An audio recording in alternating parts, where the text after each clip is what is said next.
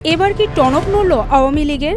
যারা তাদের কৃতকর্মের জন্য কখনোই মাথা নত করেনি তারা এবার ক্ষমা চাইতেও প্রস্তুত, এমন ভিডিও বার্তাই দিলেন দলটির সাংগঠনিক সম্পাদক শফিউল আলম চৌধুরী নাদেল। সম্প্রতি নাদেল তার ফেসবুকে যে ভিডিও বার্তা দিয়েছেন তাতে তিনি নিজেও তাদের ভুলের জন্য ক্ষমা চেয়েছেন আর ইঙ্গিত দিয়েছেন অচিরেই জাতির কাছে আওয়ামী লীগের ভুলের জন্য ক্ষমা চাইতে প্রস্তুত শেখ হাসিনাও। ছাত্র জনতার গণ অভ্যুত্থানের মুখে পদত্যাগ করে দেশ ছাড়েন আওয়ামী লীগ সভাপতি ও সাবেক প্রধানমন্ত্রী শেখ হাসিনা। আশ্রয় নেন ভারতে, তবে আগামী মার্চের আগেই বাংলাদেশে ফিরে আসবেন তিনি, এমনটাই দাবি আওয়ামী লীগের সাংগঠনিক সম্পাদক শফিউল আলম চৌধুরী নাদেলের।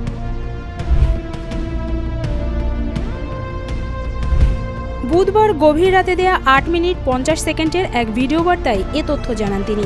একই সাথে অন্তর্বর্তী সরকারের সমালোচনা করে দেশ পরিচালনায় নিজেদের ভুলের কথাও স্বীকার করে ক্ষমা চান নাদেল। আমরা ক্ষমতায় ছিলাম, আমাদের ভুলভ্রান্তি ছিল, আমরা সেই ভুলভ্রান্তিগুলো অস্বীকার করব না। সরকারি দল ভুল তো অবশ্যই হয়েছে, যে সমস্ত নির্দিষ্ট অভিযোগ বা ভুলগুলো থাকবে দেশের মানুষের কাছে, জাতির কাছে আমরা এই ভুলের জন্য ক্ষমা প্রার্থনা করতে আমরা কোনো দ্বিধাবোধ করব না।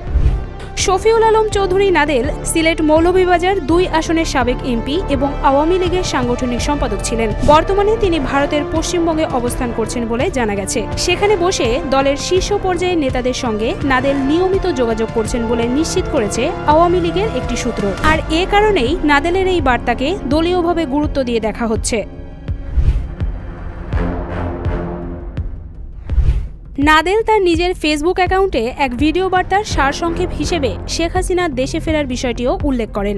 নাদেল বলেন, আজকে শুধু এই দেশের মানুষ নয়, এই উপমহাদেশ হুমকির মধ্যে পড়েছে। আমাদের প্রত্যাশা, আমাদের দেশে আগামী ১ মাসের মধ্যে একটি পরিবর্তন হতে যাচ্ছে। এই বিষয়টি নিশ্চিত, বঙ্গবন্ধু কন্যা জননেত্রী শেখ হাসিনা ইনশাল্লাহ মার্চ মাসের পূর্বেই বাংলাদেশে আসবেন।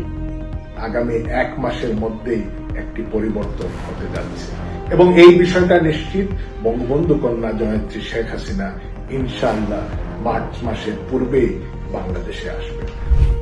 ভিডিও বার্তায় নাদেল বর্তমান সরকারের নানা সমালোচনা করেন। তিনি বলেন, গত বছর আমরা জানুয়ারিতে বই উৎসব করেছিলাম, এবছর কোমলমতি শিক্ষার্থীদের সেটি থেকে বঞ্চিত করেছে বর্তমান সরকার।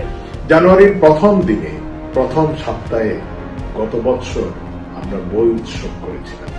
বঙ্গবন্ধু কন্যা জননেত্রী শেখ হাসিনা বছরের পর বছর কোমলমতি ছাত্রছাত্রীদের হাতে বছরের শুরুতেই নতুন বই, ছাপাখানা থেকে আসা কালি এবং কাগজের যে গন্ধটা, সেটা একটা স্বর্গীয় অনুভূতি।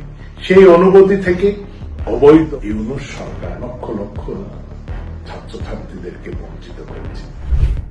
মুক্তিযুদ্ধের চেতনাকে বারবার অপদস্থ করা হয়েছে জানিয়ে নাদেল বলেন, জুতা পায়ে স্মৃতিসৌধে গিয়েছিলেন প্রধান উপদেষ্টা। এতে প্রমাণ হয় ডক্টর ইউনূসের মুক্তিযুদ্ধের প্রতি কোনো অনুভূতি নেই।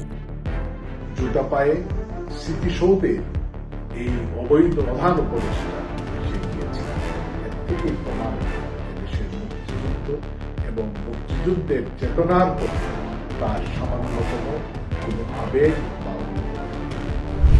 বিগত আওয়ামী লীগ সরকারের কথা তুলে ধরে নাদেল বলেন, আমরা একটি সুখী সমৃদ্ধশালী দেশ গড়ে তোলার কাজে ছিলাম, কিন্তু শেখ হাসিনার বাংলাদেশ আজকে কোন অবস্থায় আছে সেটির বিবেচনার দায়িত্ব তিনি দেশের জনগণের কাছে দেন। যে বাংলাদেশ ৫ই আগস্টের আগে ছিল আর আজকের বাংলাদেশ কোথায়, সেটা আমি এদেশের সকল মানুষকে একবার চোখ বুজে কল্পনা করার জন্য।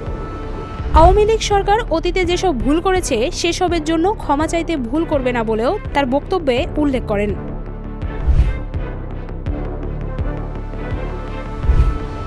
ভিডিও বার্তায় নাদেল কোটা আন্দোলন নিয়েও কথা বলেন। এ সময় তিনি বলেন, কোটা আন্দোলনের সময় স্নাইপার রাইফেল দিয়ে শিক্ষার্থীদের হত্যা করা হয়েছে। ওই সময়ের প্রতিটি ঘটনায় ছিল ডক্টর ইউনূসের ষড়যন্ত্রের অংশ। এই অবস্থা আর বেশি দিন চলতে দেয়া যায় না। আগামী ১ মাসের মধ্যে দেশের মধ্যে পরিবর্তন দেখতে পারবেন। দলীয় নেতাকর্মীদের উদ্দেশ্যে তিনি বলেন, আপনাদের উপর অনেক নির্যাতন হয়েছে, অনেককে হত্যা করা হয়েছে, অনেককে বিকলাঙ্গ করে দেওয়া হয়েছে, অনেকের বাসাবাড়িতে আক্রমণ করা হয়েছে। আমাদের অনেক কর্মী নানাবিধ বিপদের মধ্যে আছে।